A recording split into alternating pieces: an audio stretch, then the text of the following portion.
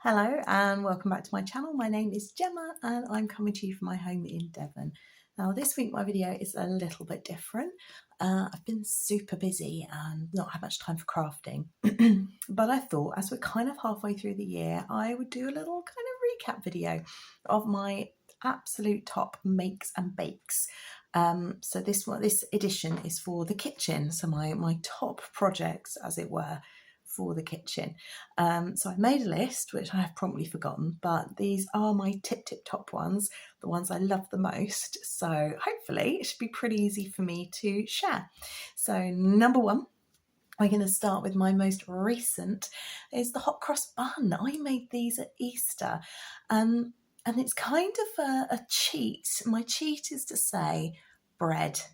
Once you have mastered bread, it opens up a whole world of other projects that you can do and other products that you can make. So from obviously your basic bread loaves to iced fingers to any other myriad of treats. But the ultimate one for me was the hot cross bun that I made this Easter. I've always wanted to try it. I've always thought they looked really difficult, but I've seen a few pop up and I thought, you know what? I'm not going to be bested by a cooking project. I'm pushing 40 now. I've wanted to do this for a long time. Let's just do it. I mean, I wouldn't necessarily say hot cross buns were a bucket list item, but there's no shame if they were. So I start with a really good bread dough. It's a bread-based product, but mixed in with some spices that just have your kitchen smelling oh so good. And of course the raisins. I do love a fruity hot cross bun. I had thought about making a couple of batches and doing some with raisins and spice and doing some maybe with chocolate chips or something else, because my husband is not a lover of raisins. It's a texture thing. But I stuck with tradition. And you know what? They were the most satisfying things to make. I love the smell of proving bread.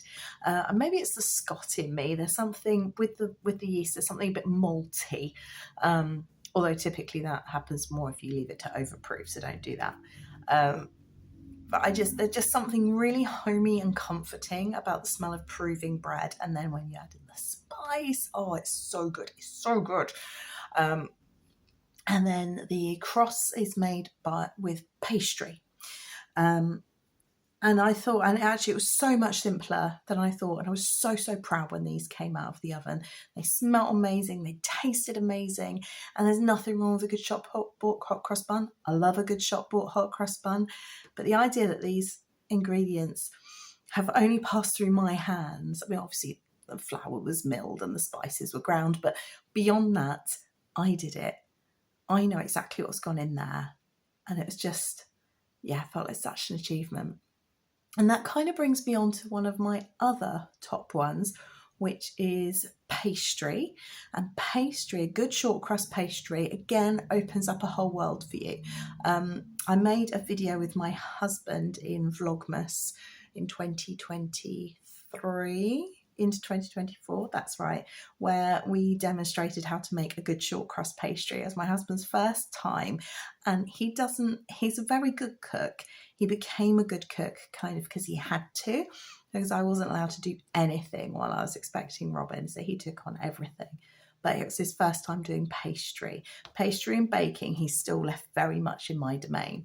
But he made an absolutely blinding short crust pastry, and if he can do it, anyone can.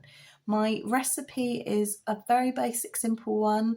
I will put the details below, or you can go back and watch that video. And the short crust pastry is an absolute must. There's a quick version as well you can do in a food processor, which takes half the time. But it keeps well, it freezes well. You can add herbs to make a savoury one. You can add sugar to make a sweet short crust pastry. You've got the base for quiches and pies and tarts, or your crosses on a hot cross bun. So bread kind of was my, you kind of need to be able to do this. And then, oh my gosh, hot cross bun's my favourite. So short crust pastry, quiche. Oh my gosh, making your own quiche versus a shop bought one. Again, nothing wrong with a shop bought one. I've eaten shop bought quiches quite happily for years. but there's something about like the texture and the taste that is just wonderful. So again, really good short crust pastry base. Put some meat in there if you're a meat lover. My husband's favourite quiche is quiche Lorraine. I like all the ones with the veggies and the exciting stuff, but if I'm making for my family, I'm making one big quiche, so it's easier just to do a quiche Lorraine. So put some bacon in there, some cheese. The recipe calls for something like Gruyere cheese or something a little bit posh, a little bit extra, but good old cheddar is fine, mild or medium, mature, whatever you fancy.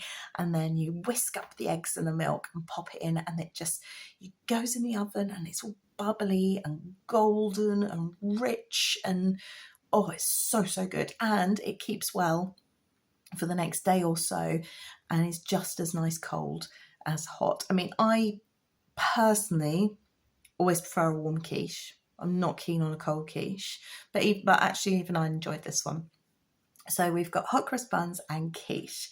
Next on my list, again, we're going to start with a broader category, a good tray bake. Mary Berry's blog. She gives so much away on her blog, and I love Mary Berry's cooking. I don't think there's anyone watching, no matter where you are in the world, Australia, Portugal, and Adelaide's in Australia. I'm just thinking about the actual place names I know. Chicago. I don't think there's anyone here. New Zealand. Karen, are you still in New Zealand? I don't think there's anyone here who doesn't know the name Mary Berry. She's kind of like a household name across continents because of the advent of internet streaming TV and things like that. But I love her approach to baking. It is no nonsense. There's none of this creaming and fluffing that no one in this day and age has time to do. It's bung it in, whisk it up, shove it in the oven, you're done. Except she sounds slightly nicer than me and Jamie Oliver.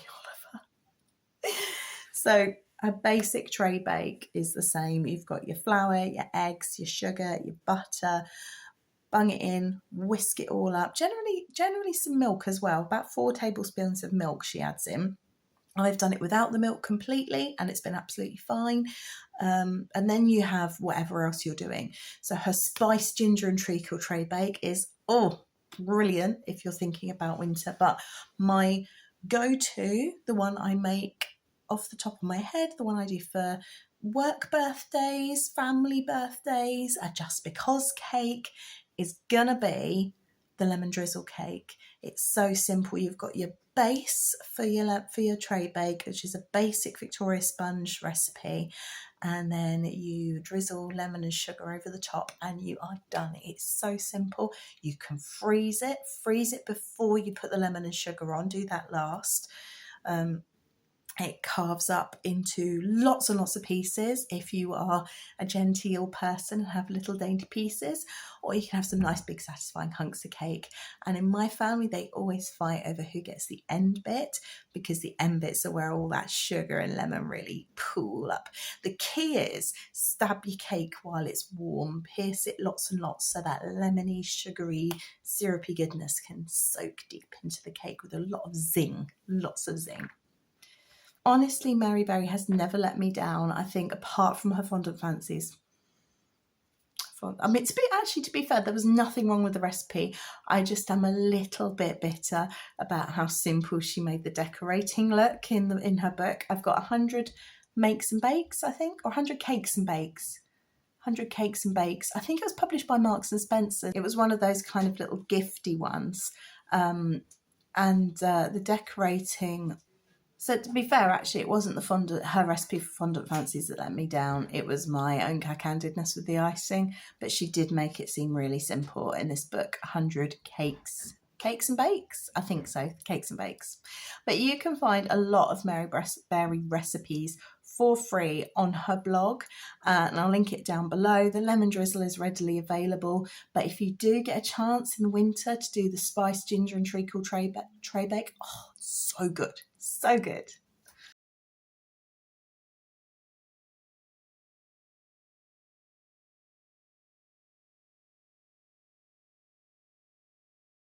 My next one, my kind of last one, has got to be a good biscuit. My son and I make ginger biscuits all year round. They're really yummy, but ultimately a nice, simple chocolate chip biscuit. Crowd pleaser. Everyone loves them. I found a really great free recipe on this vlog. They are best warm from the oven, and you do want to make sure you've got lots of chocolate chips in there, but there's just something really lovely about them when they are warm. So those are my kind of favorites. There are other things I go to quite regularly as well. We tend to have a toad in the hole once a week or once a fortnight, something like that. A good lasagna, a recipe passed down from my aunt to me I've got this little recipe book, and it's a Winnie the Pooh recipe book that she gave me when I went to uni, which is 20 years ago this year, which is a bit scary, but I've dutifully written down recipes in there, and there are some lovely meals. Like my friend Emma taught me chicken déjeuner, which is using Dijon mustard and creme fraiche and a really, really sweet white wine. It's really good. And you just serve it with peas and hunks of bread. Or you could use your homemade bread, couldn't you? But I'm going to stop wittering on because I am losing the light. I'm basically talking to you in the dark because it is 9 o'clock. And I'm going to go and do some work and maybe edit this. But I would love to know, what are your favourite things to make or bake in the kitchen? And what videos do you want to see next from me? All right, take care. Bye.